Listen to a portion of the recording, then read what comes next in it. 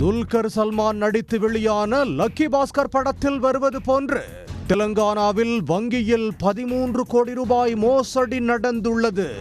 தெலங்கானா மாநிலம் மஞ்சேரியல் மாவட்டம் சென்னூர் நகரில் உள்ள ஸ்டேட் வங்கி கிளை 2இல் கேஷியராக நரிகே ரவீந்தர் பணிபுரிந்து வந்தார். ஜெய்ப்பூர் மண்டலத்தில் உள்ள ஷெட்பெல்லி கிராமத்தைச் சேர்ந்த நரிகே ரவீந்தர் பசாராவில் இன்ஜினியரிங் முடித்து முதல் முயற்சியிலேயே ஸ்டேட் வங்கியில் வேலை பெற்றுள்ளார். கிரிக்கெட் பெட்டிங், ஆன்லைன் சூதாட்டத்திற்கு ரவீந்தர் அடிமையானவர் என்று கூறப்படுகிறது. இதனால் கடந்த ஆண்டு அக்டோபர் மாதத்திற்கு முன்பு வரை 40 லட்சம் ரூபாய் கடனாளியாகியுள்ளார். கடனை திருப்பிச் செலுத்த அவர் தனது விவசாய நிலத்தில் ஒரு பங்கை அடகு வைத்துள்ளார். அது போதாத நிலையில் தான் பணிபுரியும் வங்கியில் கை வைக்க முடிவு செய்துள்ளார். தான் பணியாற்றிய வங்கி கிளையில் இருந்த அடகு நகைகளை மேலாளர் மற்றும் உதவியாளர்களிடம் தந்திரமாக பேசி வாங்கியுள்ளார். அதை தனியார் கடன் அடகு கடைகளில் உறவினர்கள் மற்றும் நெருங்கிய நண்பர்கள் பெயரில் அடகு வைத்து கடன்களை பெற்றுள்ளார். இந்நிலையில் ஆகஸ்ட் 22ஆம் தேதி திடீரென வங்கியில் இன்டர்னல் ஆடிட்டிங் நடந்துள்ளது.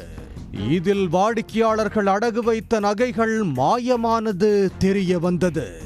402 வாடிக்கையாளர்களுக்கு சொந்தமான 20 கிலோ 496 கிராம் தங்க நகைகள் மாயமானது தெரிய வந்தது. இதன் மூலம் 13 கோடியே 71 லட்சம் ரூபாய் மோசடி நடந்தது தெரிய வந்தது. மேலும் இந்த மோசடியை கடந்த 10 மாதங்களில் படிப்படியாக காசாளர் ரவீந்தர் செய்தது கண்டறியப்பட்டுள்ளது. ஆடிட்டிங் தொடங்கிய உடனேயே மாட்டிக்கொள்வோம் என பயந்த ரவீந்தர் போனை சுவிட்ச் ஆஃப் செய்துவிட்டு பணிக்கு வராமல் தலைமறைவாகி உள்ளார். இதையடுத்து வங்கி மேலாளர் சென்னூர் காவல் நிலையத்தில் புகார் அளித்தார். போலீசார் பல்வேறு பிரிவுகளின் கீழ் வழக்கு பதிவு செய்தனர். போலீசார் விசாரணையில் ரவீந்தர் தங்க நகை கடன்களுக்காக வங்கிக்கு வரும் வாடிக்கையாளர்கள் கொடுத்த நகைகள் மற்றும் பண வைப்பு தொகையை வங்கி பதிவேடுகளில் சரியாக காட்டியுள்ளார். ஆனால் அதனை லாக்கரில் வைக்காமல் திருடியது தெரிய வந்துள்ளது. ஒவ்வொரு நாளும் சிறிது சிறிதாக தங்கத்தை எடுத்துச் சென்றதால் யாருக்கும் சந்தேகம் வரவில்லை.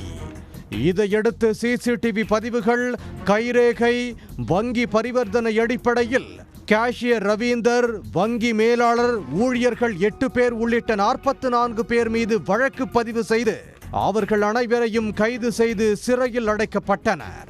கைது செய்யப்பட்டவர்களிடம் இருந்து 15 கிலோ 237 கிராம் தங்க நகைகள் மற்றும் 1,22,000 ரொக்கம் பறிமுதல் செய்யப்பட்டுள்ளது. ஆன்லைன் சூதாட்டத்தில் குறுகிய காலத்தில் அதிக பணம் சம்பாதிக்கும் நம்பிக்கையில் ரவீந்தர் இந்த மோசடியை அரங்கேற்றி உள்ளார். லாபத்தில் பங்கு தருவதாக கூறி தனது திட்டத்திற்கு வங்கி மேலாளர் உள்ளிட்ட ஊழியர்களை துணைக்கு சேர்த்தது தெரிய வந்துள்ளது. அரசு வங்கியில் பணியாற்றி வந்தவர்கள் திடீர் பணக்காரராக ஆசைப்பட்டு சிறைக்கு சென்றுள்ள சம்பவம் தெலங்கானாவில் பரபரப்பாக பேசப்படுகிறது.